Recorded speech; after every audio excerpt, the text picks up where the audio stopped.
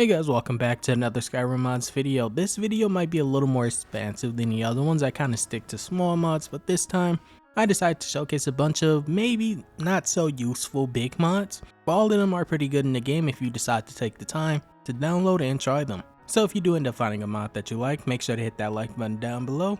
And don't forget to endorse mod authors if you end up downloading their mod. So without further ado, hope you all enjoy the video and let's dive right in.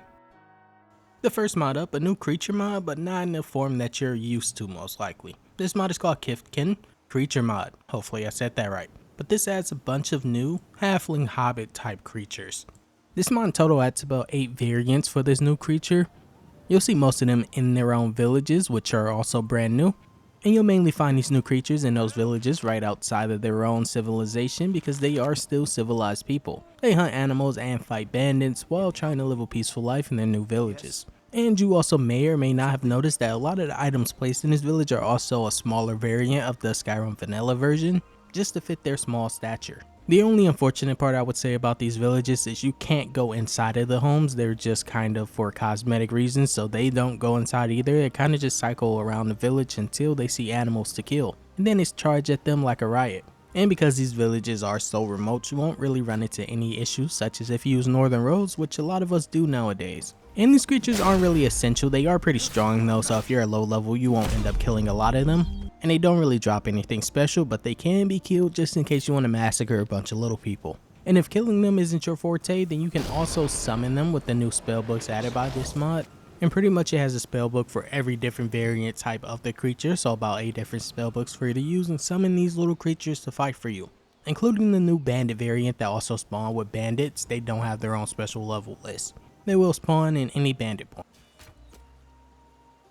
Taking a quick break from the regular Skyrim because we all need a break from Skyrim sometimes, especially after adding 4,000 mods. So why not do that by trying a new game, which brings us to the part of this video that is sponsored by Aniba. Aniba is a trusted third-party key seller, and trust me, I definitely did the Googles and the Bings. Honestly, do people still even use Bing? But I've done the research and honestly everything came back green. Aniba is a trusted website to buy keys from if you can't afford regular games. Or at least not games at their full prices, with everything being $70 or $80 per game now. Like the editions that would normally cost you $100, you can easily find here for about 30% or maybe even more off, making it $70 or less. But wait, there's more, and I've kind of always wanted to say that, but moving on. But this even offers deal for Windows 10 and 11, which would usually run you about $100 when you first get your PC, based on a quick Google search that I just did. But here I'm only seeing it's 1/4 the price for about $25 to $26, not including the taxes and fees. And even then, you could probably find it for even cheaper with deals offered here. And I've literally yet to find a single review on this site or outside of it that has less than a 9 out of 10 or even a green or red rating. So just in case you've hit that 4,000 mod fatigue for Skyrim,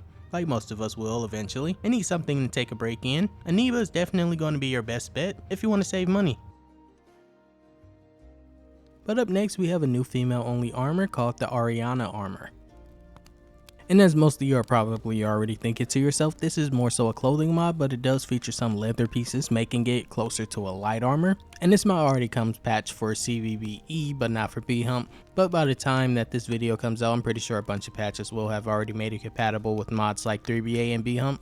But for now, this is the base CVBE body that it will come with when you first install it. And the best part is because this is by Fuse, you already know that it's going to have pretty great physics. And it also has something under the skirt, so you don't have to worry about it being not safe for work.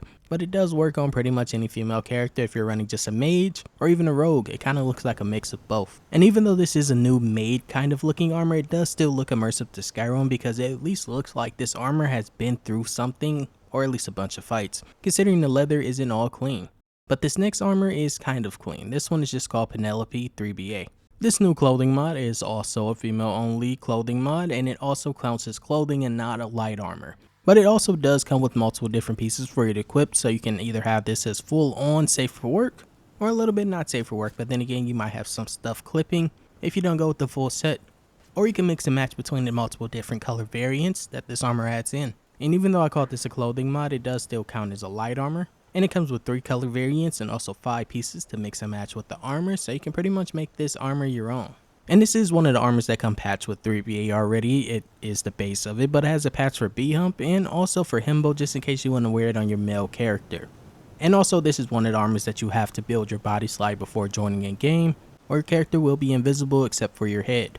Honestly, I can definitely see this being a great farm clothing replacer, just in case you're going for a more modern armor replacer. But up next we have a new model replacer. This mod is called HFS Horn Candles Remodel, adding new custom textures and also meshes to the horn candles. And they all look as if they were handcrafted with a 3D program and then thrown into Skyrim to make the game look 10 times better while keeping the mod free. What I really appreciate is the diversity, even though there isn't dozens of different horn candle models, because we do like diversity. In this mod, at least, that it is more than enough to look at, that it isn't just one candle being repeated multiple times. And it even goes a step further once you start to appreciate the effort taken to remodel these items and still keep it free. And honestly, if you like this remodel, I definitely recommend checking out HFS or Half Face's other mods, because a lot of them are underrated. But up next we have a mod that kind of terrified me, but it is an underwater Solstheim mod, and it is called Underwater Solstheim. This mod adds new locations to Solstheim that make it kind of worthwhile to actually swim underwater. I've honestly only done the Dragonborn DLC one time, so seeing these, it kind of feels as though they blend into the vanilla game, at least for me not having too much experience with the place. And it adds a few more hours to my gameplay before I decide to start a new character, which is always welcome, if I ever manage to make it past Bleak Falls Barrow, that is. This mod adds new loot for you to collect and also weird little magical areas that really make no sense to me, and puzzles to top it off, just to really make sure your brain is used on other things other than Ostem, which is also a great mod. You should go download that. I did try to do the puzzle, but I couldn't exactly figure it out. But if it is there, then that means someone can do it. But that someone doesn't have to be me. And you're also going to want to bring an underwater breathing potion, or just go Argonian for the people that never do that to enjoy this mod to its fullest, because even the interior of some of these locations are also underwater. So there's almost no way to regain your air without drowning or swimming back up fast enough. And then there's this place, which is just called the Darkness, I believe. It has no purpose, but it definitely scared me, because once you swim into it, you kind of just appear on the outside of somewhere, and I have no idea why that happened. Up next we have a massive magic mod that I've been wanting to showcase. This mod is called Ancient Death Magic, adding in 9 new necromancy spells that don't really revolve around reviving a skeleton like every other necromancer mod, or even just a dead person for once. Instead, they tap into the other powers of a necromancer, or at least the ones that they could have, and all of it can be obtained without some special quest that takes hours. Along with the new potions added in by this mod, there are landmarkers, but they are unmarked, if that makes sense. But if you check them out off this page, you can see where everything will be.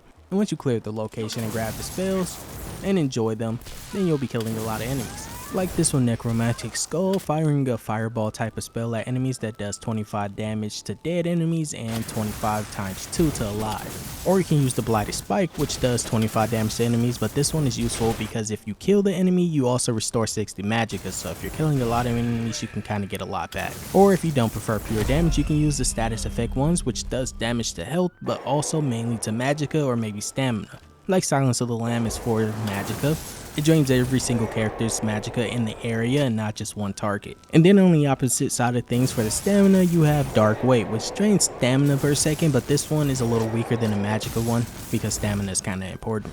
Or you can even buff yourself with your own thing called Ruinous Armor. Ruinous Armor is especially useful because it gives you 120 armor rating for 60 seconds, and it also deals damage to enemies nearby, kind of like the Ebony Armor in the vanilla Skyrim, but it also takes 60 magicka damage if you kill them, the same with also stacking on top of that the Death Scythe. You can use both at once, but if you do use both at once, you might find yourself a little overpowered because this one actually steals life and gives it back to you rather than just full damage. But up next, one of my favorite ones I would say is definitely Boneyard. This one places a stagger effect around enemies and also 2 gravestones that deals continuous damage to enemies. But for bigger ones like giants, they don't really stagger too much, so it won't be too useful against them. But for humanoids, it's definitely useful. This next mod is super immersive if you're into that type of thing. This mod is called NPC Mining Yields Ore. When you see NPCs mining, sometimes they won't drop ore, but now you'll see them actually stand on top of a carpet and ore will start to fall out behind them. And if you want to, you can actually steal this from them, but I definitely wouldn't because you'll get a bounty. And after testing every single mine, it doesn't work for every single person mining. Even if you stand there for a few minutes, they won't drop any ore. But some of them do drop some right behind them, and it makes it more immersive because now it seems like they're actually gaining something for their work. And if you're wondering, like me, the carpet does not determine that they're going to get ore drops, like as you see. But the next mod is for dragons, or more specifically, the Dragonborn. This mod is called Dragon Egg. Just in case you wanted to add a little more fantasy to your Skyrim, this mod might be perfect for you. With this mod, once you finish fighting dragons and you say kill them, There's a chance that they drop new items added in by this mod, all depending on the type of dragon that you kill because there are multiple different variants of it.